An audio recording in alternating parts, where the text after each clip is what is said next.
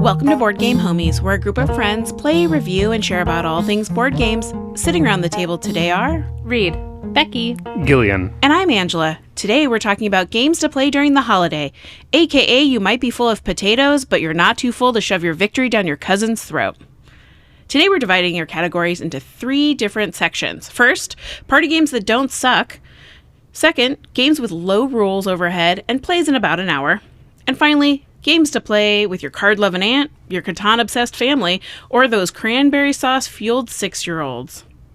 Guys, what kind of party games do we love to play? I was asked recently what games I would play with a group that was in the 5 to 7 range, and the first game that popped into my mind was not a traditional party game at all. It was Between Two Castles of Mad King Ludwig, which might be a surprising answer, but I think it's a really great game that you can play with up to, I think it's 3 to 7 people, and with the expansion up to 8, and that is a really fun game that's a little bit maybe more strategy than you would think of for a party game. That answer really excites me and makes me want to bring that game to go play with family over the holiday. I will say, the only thing about that game, and if you're going to play it over the holiday, I do suggest you do that, but buy the app that helps you score, because you won't want to score that game with a bunch of family members as you're trying to count, and it is worth the $4.99 charge that's there. I don't even think I own the game anymore, but I have the app. So just invite Reed to your holiday just for the app scoring. one of my favorite mechanisms of this game is how you actually work with other people around you. It's not fully competitive. Well, it is fully competitive, but you're actually working together with 2 other people to try to build 2 separate castles. And you end up scoring the castle you do the worst at constructing. And so there's that kind of balance, and there's that collaboration that happens amongst players. So unlike some party games where it's just, take that, it's more collaborative than others. So I like that component of it. Speaking of collaboration, Codenames, Just One, and So Clover are all really great word games to play with larger groups. They all have a little bit of collaboration in them. So in Codenames, it's 2 teams. So you can have pretty much however many people show up to your house play with you. But there's a grid of words, and then that everyone gets to see. And then each team has the code master who is trying to come up with a clue that link different words together. And you're trying to get as many words as you can so your team can guess them. But there's also an assassin. So you got to avoid one word like the plague. And that can be so hard to watch your team keep saying it again and again after your clue. Just One is like Taboo. You're working collaboratively. You're trying to get your best score by getting as many guesses correctly. But there's one word that you have to guess, and the rest of the table has to give you a clue. So you close your eyes while they reveal that. But if anybody wrote the same word, then they are canceled out and you don't get that. So sometimes you're left with only one word to guess the word you have, which can be ridiculous and fun. So Clover is another collaborative game, and similar to the other ones, you're trying to make associations. So like the title of the game, you have this cute little clover, and there are little cards that you put in there. And so you have 4 cards with 4 different words, and you have to connect the 2 words per the clover side. So if you had chocolate and raspberries, you would have to come up with a word that connects those 2 things. But so you do that for your whole clover. You write it on the clover, and then you take off the tiles, draw an extra tile, and then the rest of the group has to guess which tile goes where based on your word association. Of those word games, my favorite is Just One. It's probably the game of those that I've played the most, and it is so easy to just get out and play, and it's always a lot of fun. Plays very fast as well, and the whole goal of the game is to just try to get into a certain tiers of points so that you did an outstanding job, you did an amazing job, or you did a subpar job, however you score that. But I really enjoy Just One. So Clover I've only played once, but it was fun as well. And Codenames is a classic, I think. Yeah, I play Just One a lot at work, surprisingly, and I really enjoy variations to that game. So I started doing this new thing when we play Just One instead of, because there's a little card that has different words that your team is trying to guess. And what I like to do is tie it into my work. So it might be something library related, and then everybody's trying to guess what that is. So I just kind of go off script. And then I think that's also cool about code names is that there's not just base code names. You can also get like Disney code names or Marvel code names. So if you have a family who really loves superheroes, investing in one of those different variations of code names is great. And they have the game at Barnes & Noble, so it's super readily available. Most of these party games are that you can just flip through and try out different things for your family. Because even though I don't like board games a whole bunch, these are some of my favorite games. And on the variations of code names, I actually think I prefer codenames pictures to base code names. And so instead of words, you're actually looking at images and trying to find a word that ties different images together, which is quite a bit more difficult, I would say, but it's a lot more fun trying to see how people interpret your view of these pictures and what you're trying to tie together. Yeah, and if you're looking for a different variation for code names, one of the ones that I bought for work is giant code names. So it works a lot better if you have a big group. So if you're playing with 10 people, it can be hard to see across the table what the words are. So if you want to spend a few extra bucks for folks who maybe have some vision impairment, that would be my suggestion. Hear me out. If you have played a lot of code names, or you could make it yourself, but if you've played a lot, you can replace the cards with Dixit cards, which are beautiful artwork and kind of similar to codename pictures. If you aren't playing with any kiddos and you're feeling kind of spicy, you could also use Cards Against Humanity cards. Like, you could get creative with codenames. Yeah, you could actually make all of the cards if you wanted to do it yourself, different family members, and then just use the goals. And then I assume that would be hilariously terrible. Yeah, I feel like that would break up the holiday right there. Yeah. Games, the point of them is to not get along with your family, but to find new reasons to yell at each other. Speaking of yelling at people, my game that I chose for this party game category is the heaviest on this list, but it's one that I've often broken out in kind of party settings with a lot of people, and it's always been a blast, and that's Cosmic Encounter. It's an older game. It's been around for decades at this point. It's gone through several iterations of publishing, but it plays 3 to 5 players with the base game, the current base game, I should say, and with expansions, you can get up to 8 players. The whole concept of the game is that you are an alien race. You have your own special ability that breaks the base rules, and you are trying to land your ships on other people's planets. And so I think you're trying to get to 5 different planets or populate 5 different planets. And the game is all about conflict and negotiation. And I love that so much because you can have wild negotiations. You can have bluffs that just totally ruin your attempt to land on other people's planets. And it's just a lot of chaotic fun. There are a lot of cards that augment things in the game. And so it's a game that looking back on it, it's a game that right now I would think that I wouldn't like because I'm not a huge fan of randomness in general. But this game just breaks through that barrier for me, and it's just a blast every time I play it. I don't break it out nearly enough nowadays, but whenever I do, it's always so fun. I've stared at this box for a really long time, and I thought that it was actually like a heavy Euro game. So the fact that you just told me that Cosmic Encounters that I've been staring at is a fun alien party game has just blown my mind. I often end up playing at the other board game table while Gillian runs Cosmic Encounter when we've had big group gatherings. And just like the joy that I hear from the side of people like, ah! Or just like the celebration once they've gotten something to work is awesome.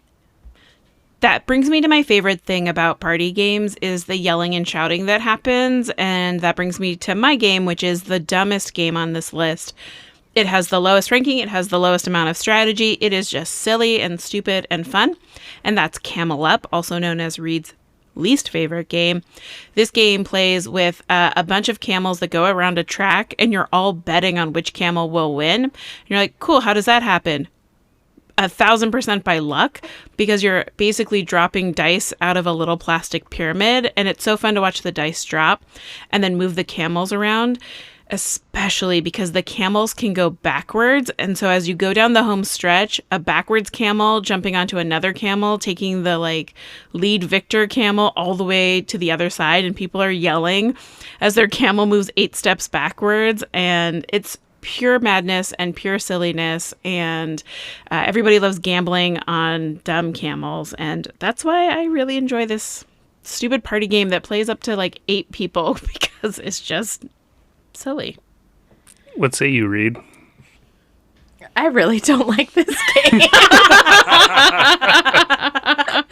I mean, yes, it definitely has the cheering and I don't know, camaraderie of everybody being around betting on camels. It just seemed like far too many rules for just betting on camels. And then, I mean, I've talked a lot about how I don't really like the dice tower mechanism that they have, but I'll let that pass. Yeah, the adorable pyramid that you just push and a dice falls out magically. No, you have to hold it up and then push, and then a dice falls down. It's not great. You're just the anti-Joy, Reed. I love it. And it's funny because you won that game and then immediately left and said, I can't play this game anymore. I will never play that game again. But I love the kind of push your luck cheering that goes with that. And games that I would kind of counter to that too are Thunder Road Vendetta and a game like that where everybody's really into the moment of play. Yeah, and it's just silly and you're bouncing around and you maybe get yeeted off a track in Thunder Road and you're like, I don't even care. This was delightful. Yeah, that level of party game. It's all about the camaraderie that I think you have sitting around a table.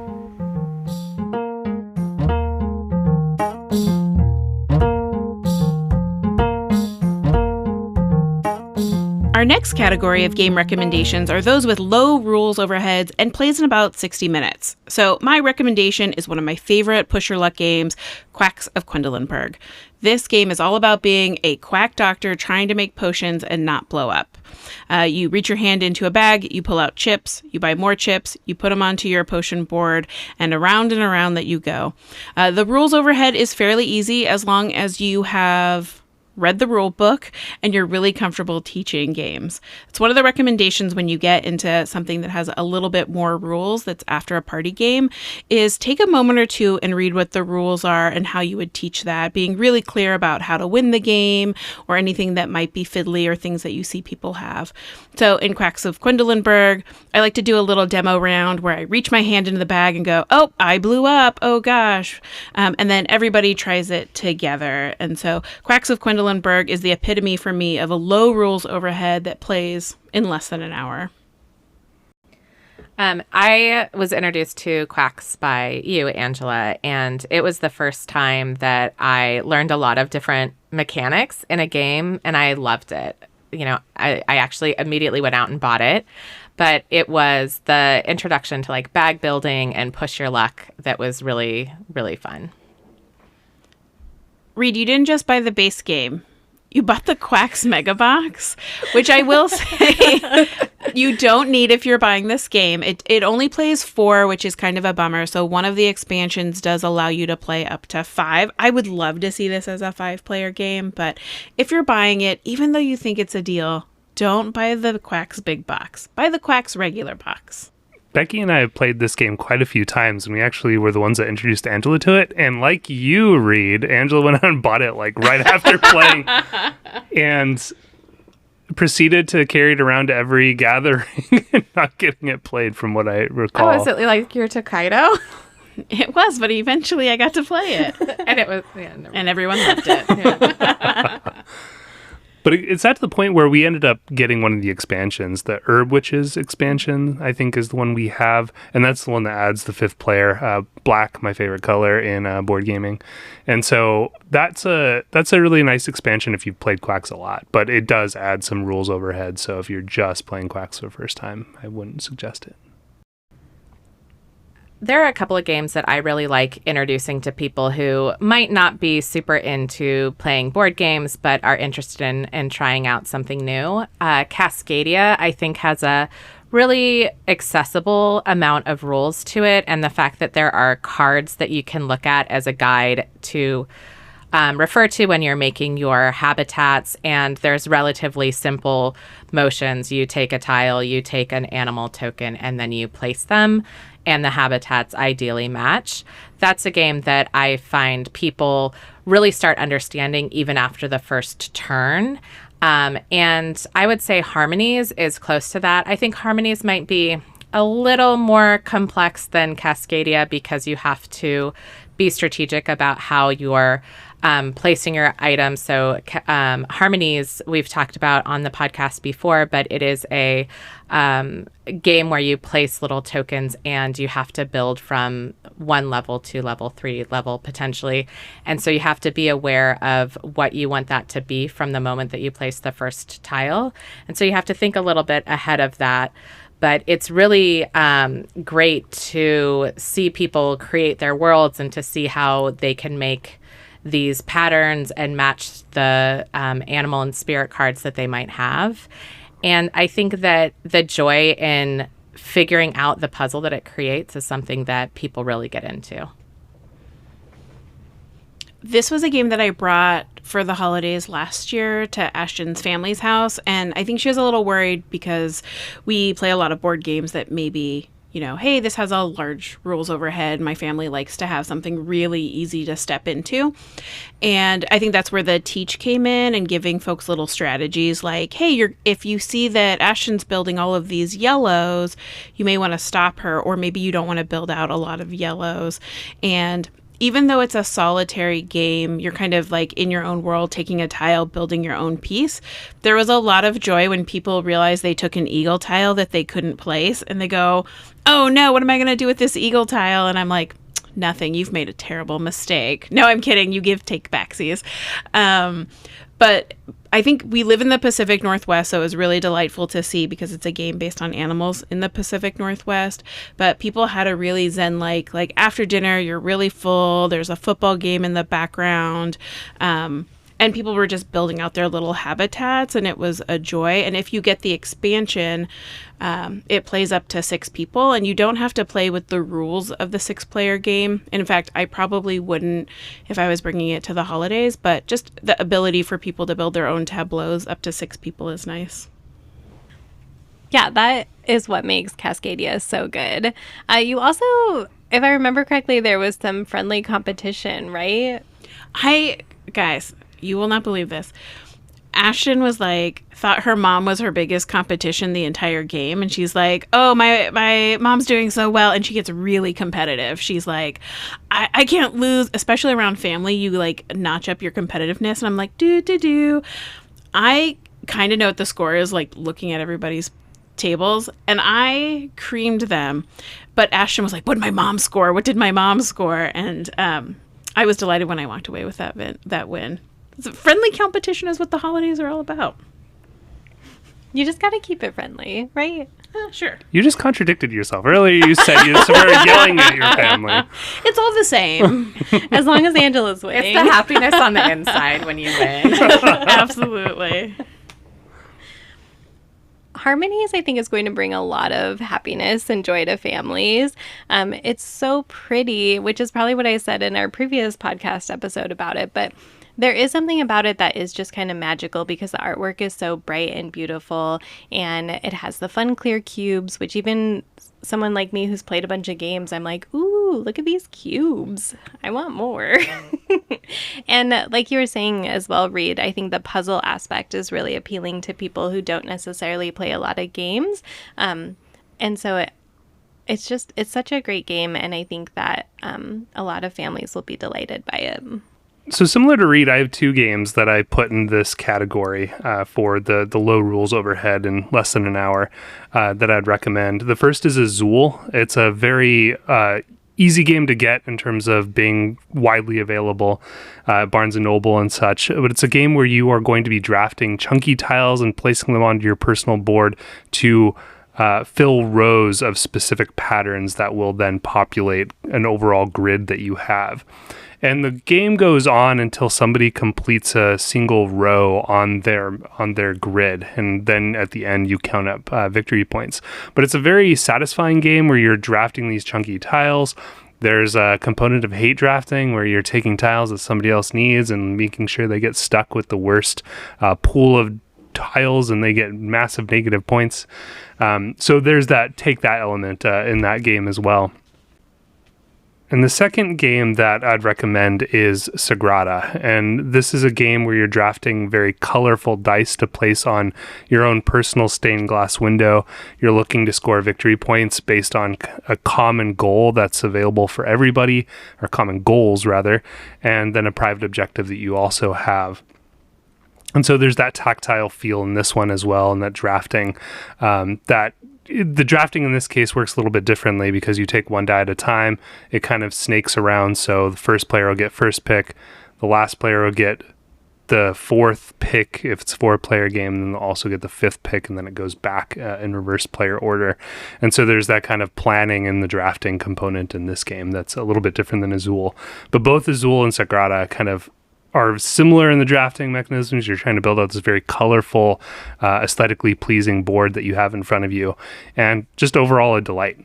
The components in both games are so beautiful, and I really appreciate the feel of the Sagrada dice and the Azul tiles. And for people who are just getting into board gaming, who have never really experienced that before, I think it's a really special thing to have. And the Sagrada dice are just so beautiful with the different colors. It's a real rainbow of dice.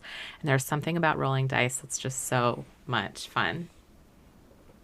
And like Cascadias and Harmonies that we were just talking about, these are both very puzzly games. Like, kind of the strategy is figuring out your puzzle. And I think, again, it's super approachable and easy to kind of help people without telling them how to play. Unless you're Becky and then you just try to mess with them and get them to score negative points in Azul. I would never. Becky would never. Never. I don't think that's true. Yeah. Who picked the cutthroat version of Sushi Go Party on BGA today? I love that. What I also appreciate about Sagrada is there's an expansion where you can get an extra player because it plays 1 to 4. Is actually this level in all of these games that you bring for the holidays. You don't have to play the game at 100% of the rules. So with Sagrada, some of the end goal objectives are just a little more complicated than others.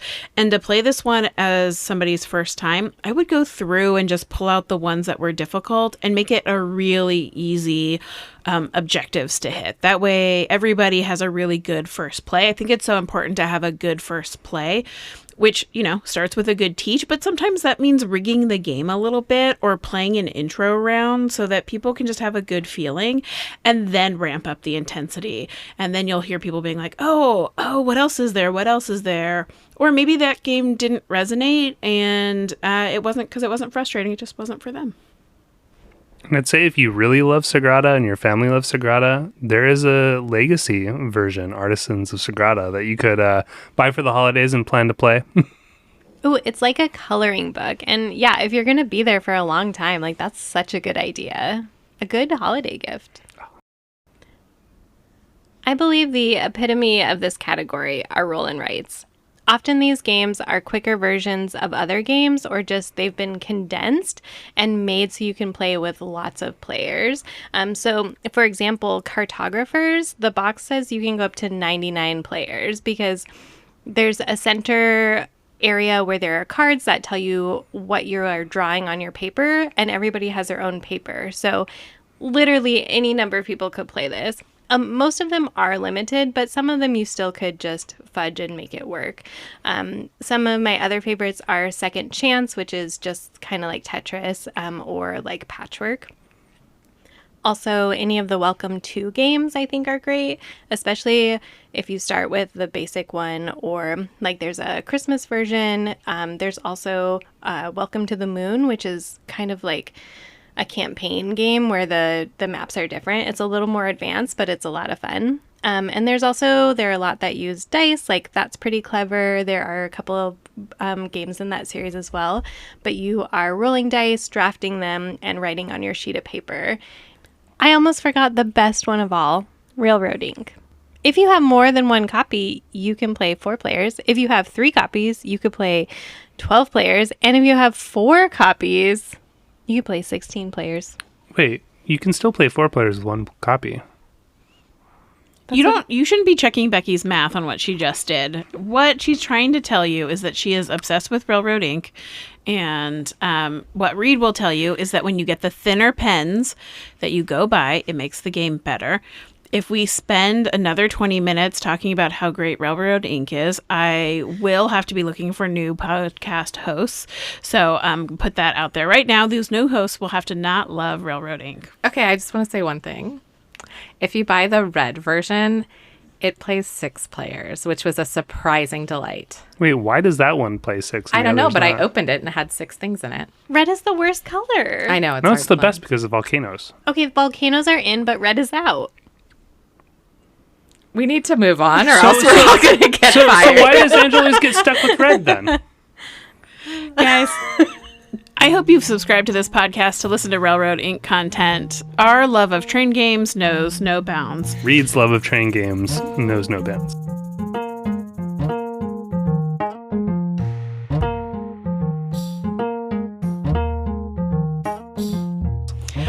Our next category that is not Railroad Ink is games to play with your aunt who loves card games.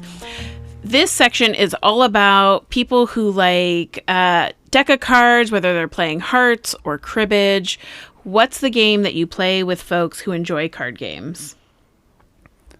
I kind of went off on a limb here regarding the games that I recommended for this, largely because they're not quite card games in the classical sense of using, say, a 52 card deck, but they're games that I think kind of capture a competitive feel rather, and they do use cards. Kind of the primary examples are Shot and Totten, which is a classic Reinhard Knizia game. It's a lane battler where you have a kind of certain areas on the board or certain cards in between the players that you're trying to compete to control by playing cards from your hand. A more recent iteration of that kind of lane battler is Battle Line. Medieval is an example of that one. Plays very similar to Shot and Totten. It's just kind of a new implementation. And then most recently, and admittedly one game I haven't gotten to the table yet, but I'm very eager to do so, is Compile. So that's a new game. It's a 2-player only. All of these are 2-player only.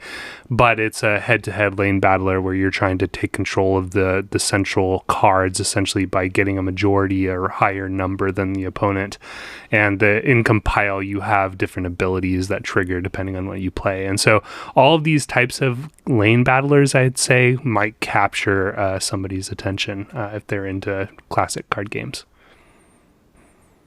I love those suggestions. I don't think I would have thought of that, honestly. My aunt is really into cribbage, and she also plays Pinochle, and I think that she would have a really good time playing those games with me. She gets super competitive and would just get a lot of joy of trying to figure out the strategy. Next time you go see her, you should bring Shot and Totten.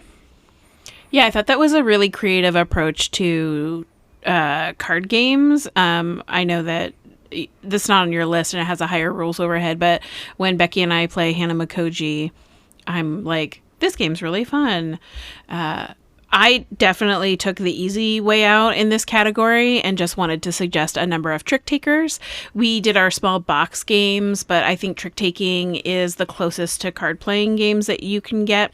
So we've recently played Rebel Princess, which is very similar to Hearts, a little bit longer, has kind of different abilities that pop up in the middle of the game. In each round, there's something that'll happen and you have an asymmetric power that you're allowed to use, which is really fun. I've been playing Odin on Board Game Arena, which is another, it's like got cute Vikings and you put down certain sets and numbers, and it's a claiming shedding game. Just like kind of like how Scout is, where you're trying to get rid of your hand as quick as possible. So I think there's a nice realm of trick-taking games that are really beautifully made. Something like I think you guys have talked about Regicide, that can fill these gaps of, something more than just a deck of cards, but would fill in somebody's wheelhouse who maybe in your family just enjoys card games as a base. One game that's a trick-taking game that's not a card game that I've recently had a lot of fun playing is Skull. And while that might not be that intuitive in this category, it's one that has a super low rules overhead that I think a lot of people would get into and see a little bit of bluffing strategy there. So that's my connection to the card games. Yeah, and the caveat there is that one definitely needs at least 3 players, I would say, to make it work. But yeah, that is a great game. Most holidays have a bunch of kids running around the house. Being that kid myself, I would have been delighted to play something other than Clue. So what are some games that are fun to play with folks who are, say, older than 6 years old, something that has a low reading comprehension needed, but are still really fun to play that even adults would enjoy? This is something that I think about a lot because, as everyone probably knows by now, that I have a now 8.5-year-old. And there are a lot of games that are meant for kids that are really not great to play as someone who likes playing board games and who likes something that is not just Candyland or Monopoly and things like that. So I've tried to really introduce games that I enjoy playing as well. And one of the games that I play a lot is Adventure Time Love Letter, which is hard to get, but is highly engaging, great pictures and whatnot. And a very good solution or substitution for that is Power Hungry Pets, which is a relatively newer version that adds a couple different cards. It's not under the Love Letter family, but the play is essentially the same. And I believe it's by the Exploding Kittens people. And so it has really great graphics that are engaging to kids and some really great, like, aha, I got you moments. I think also if reading the cards in those games is tricky, I think like if you talk through the game enough, a lot of kids are pretty quick at memorizing those kinds of things. So they'll know that, oh, it's a 2. That means I get to look at your hand every time. So I think that's a benefit to those ones as well. It's just 1 through 8, but maybe with the kittens. Yeah, it's actually 0 through 9 in the Power Hungry Pets. And it's really fun. And there's a king cat, which is the highest card or the card that you want to get. I always appreciate Reed because you're always looking for games that meet that criteria. And I think there are a lot of people who have kids who want to play something that's fun and engaging for them. And something like Love Letter, which I'm sure we've talked about a lot as one of our favorite games, just the fact that it uses your brain for deduction is super cool. Like, I don't think Clue was the deduction game when I was a kid. And it didn't really make me use my brain as much as it just was like, cross this off over like a really long span of time. Whereas like with Love Letter, I do think that family of games makes you think more and more and more. And so it's a fun way to get adult brains as well as kid brains going.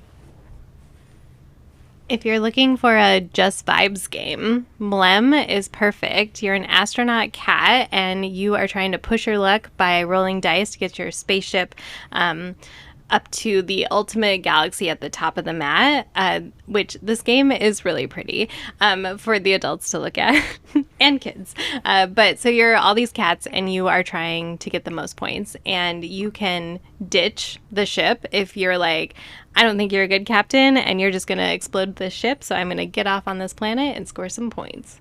It definitely takes a lot of like you kind of have to run the game with energy and excitement, but it's a good time. If you still have energy, highly recommend Mlem. Mlem caught me by surprise when we played it because it's very much a push your luck game, and I tend to deviate from those games a bit, with Quacks being the exception.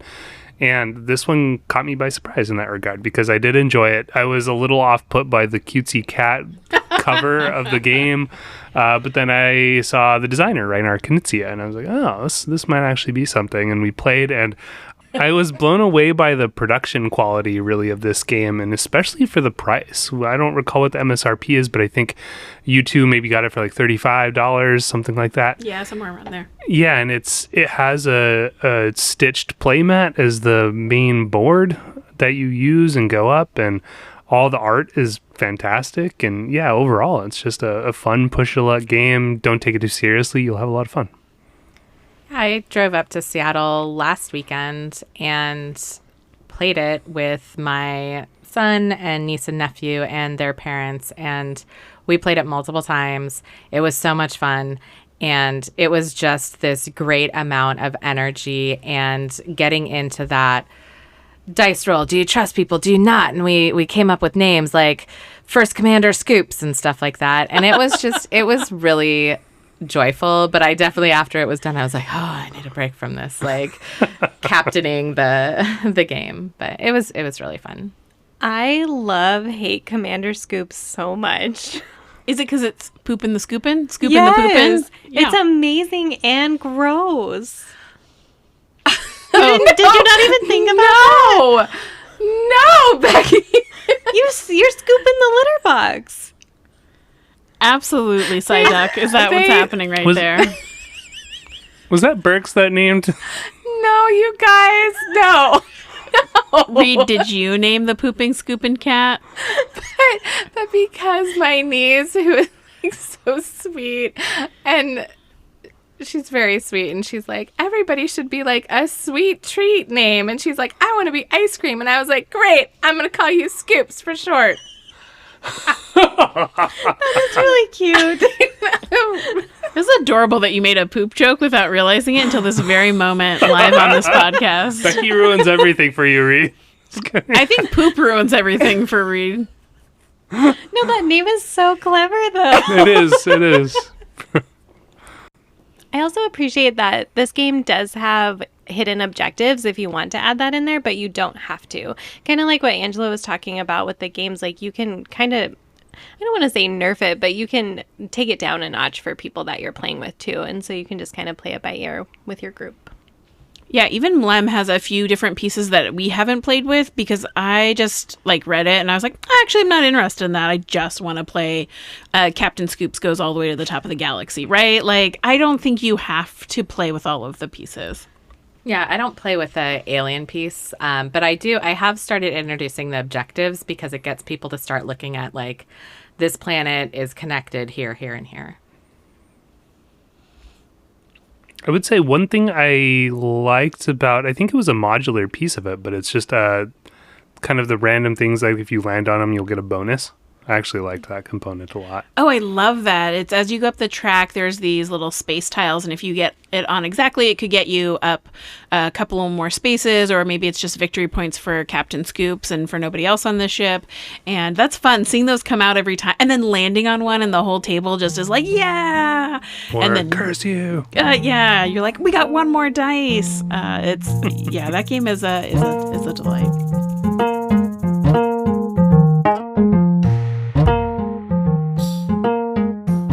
Our last category for this episode is going to be beginner-friendly games that are not Catan. So games for folks who maybe have played a little bit more of these heavier games, but aren't at the level where they're like at a BGA 4 or certainly not a BGA 5, but something that's a little more meat on the bone.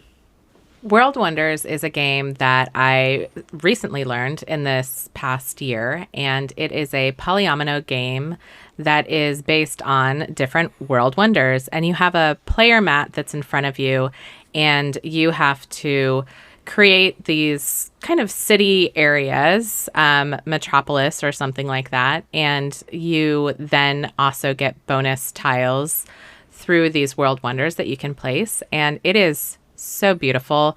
The world wonders are little tiny wooden replicas of actual world wonders. There are pyramids and the Acropolis and all sorts of things. Maybe I'm making up what they are, but they're really beautiful. And I think that the idea of introducing polyominoes to people is really fun and gives a little bit more strategy where people might be sitting in front of a board for a minute, but the puzzle of figuring things out is really exciting. I think when you bring this game out for the holidays, everyone will just go, wow, wow. Oh my gosh, wow. I probably know more world wonders because of this game than anything in my history class, which is probably a comment on the American education system.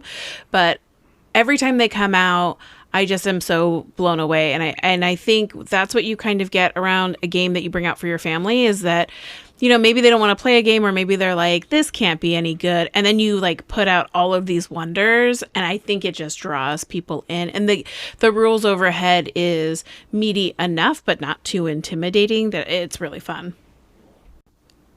My game was one that we played earlier this year, and I actually, after playing it, didn't know if I loved it or not, and then began to just think about it, and it built and built and built.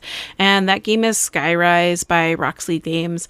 At the board game convention about a year ago, we played the really amazing version, the really souped up version of this game, and the price point was really high. But what I like about this game, and why I eventually bought the version that wasn't souped up, was that it adds this negotiation piece that I don't own in a lot of my games, but I think is really fun. And it's not negotiation that makes you feel bad. Like when you're trying to trade and you really need that one brick, and someone's like, great, it's going to cost you 5 wool to get my 1 brick. And you're like, I don't have that. What I like about this negotiation game, which is very similar to Raw, is that there is a set amount that you can bid that's on your buildings. So you have to make the choice whether early in the game you're going to use your highest bid to take something you really, really want, or if you're going to have something that's a little bit medium or lower, and you may actually lose your bid. You have to be okay with that. And I like set numbers for bidding because it makes me feel better, like I'm not getting taken advantage of. It does have a little more strategy for me as opposed to somebody holding it over. And in this game, you're basically like, it's very noir-esque, beautiful sky buildings, and you're taking your pieces and you're trying to like connect to little objectives, and you're bidding on the spaces where your pieces can go. And while it has a little bit of a rules overhead, I think once people start picking it up, it'll flow really easily as like, this building's a 72, but this one's a 46. So I'm going to put out my 46, and then you put out your 52. So it has a very easy play over the entire course of the game. And I may have used them interchangeably, but like for me, negotiation is way less fun. And what Skyrise adds is a lot of bidding mechanics, just like Raw does. So a bidding mechanic for me is just way easier. I don't know. It just feels good, especially when you're playing a game with your family, is that I don't want to negotiate with my brother over the holidays because we may end up screaming at each other, as once happened over exploding kittens. But in a bidding game, it's just really simple. I have a bigger number than you do. The end. I win. Oh, I can't wait to play Zuvadis with you now. Oh, no. I hate it. That's why I don't want to play that game. I hate negotiation. I do like what you were saying for you about the bidding, that it's limited to the numbers that you have. I think that's way more approachable to people who aren't used to playing these kind of games. They don't have that unknown of like, oh, do I say 100 or do I say 2? And so that having that limitation, I think, is super approachable. Yeah, Modern Art, when we played that was so hard for me to wrap my head around, when it could be any arbitrary number. And I'm like, I just bid $30,000 and Gillian bid half of that and did better. I don't know what I'm saying right now, but yeah, that game was hard. So Skyrise, as Angela mentioned, is somewhat similar to Raw. It's a bidding game in its core, but it does it in a very different way in that as you bid, there's a spatial element to it, because as you continually bid and people put higher worth buildings out as their bid, you're going to be moving across the board potentially and deviate from your initial target. And so then you need to adjust kind of how you start bidding or back out of bidding to compensate for that deviation, essentially. And so that aspect of it was very unique, I would say. My game for this category is Quest for El Dorado. It's a race, it's great, and you can yell or not yell. If I'm playing, I'm going to yell because Gillian is going to block me and I'm going to get stuck somewhere. But you are building a deck, which I think gives you a lot of opportunities once you play this game for other games that you can teach your family. But you're building your deck so you can move through the jungle, and it's just a really fun race.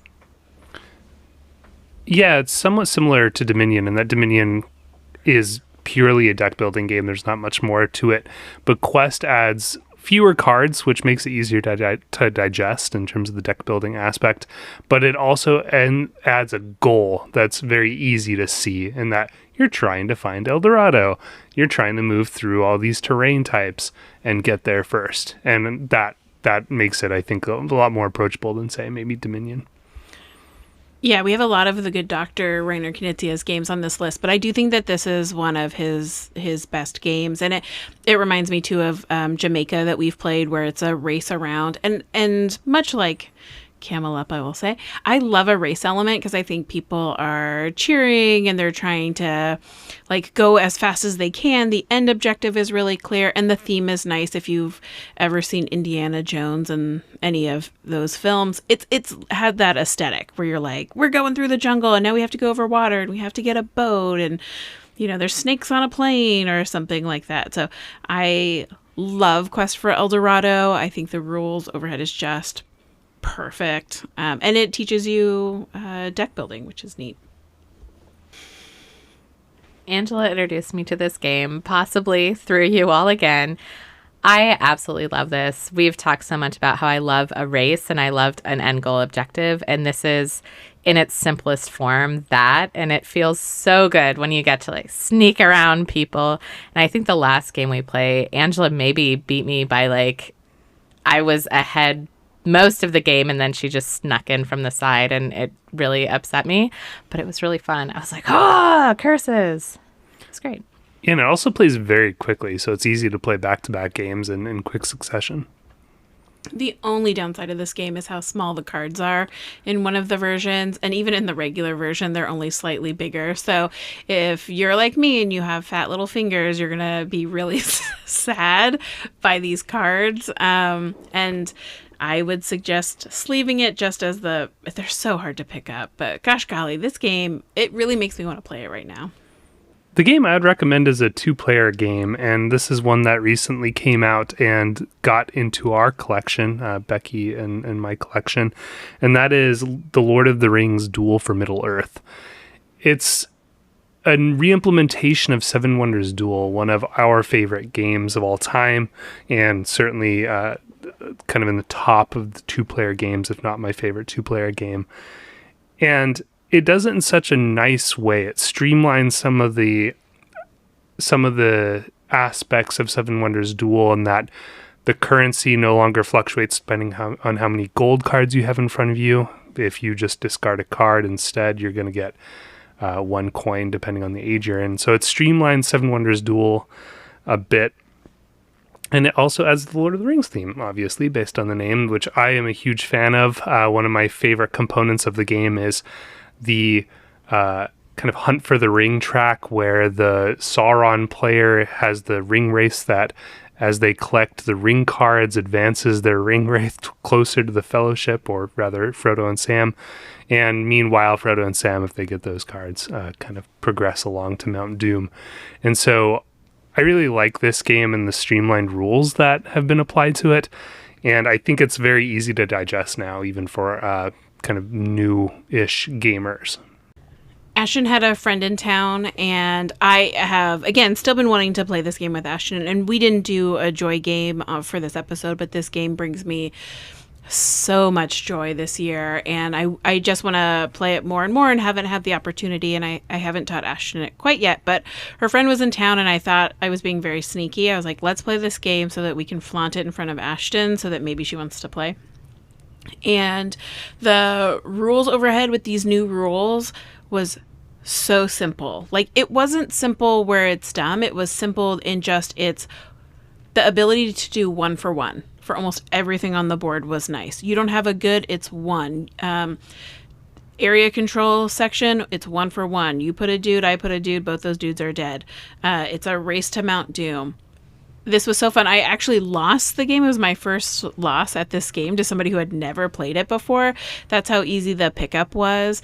And I think if you're going to pick this up and maybe there's only one person in your family who enjoys playing board games, go into the corner and just do a race for Middle Earth, murder all of the different races, destroy all of the lands, kill those hobbits, whatever you have to do. But this game is a wonder and a delight. What about the other side of the game? If you're a hobbit, enjoy being hobbity friends with other people and destroying Sauron even in all his evil goodness. Enjoy that pipeweed. You could do that in the corner, too.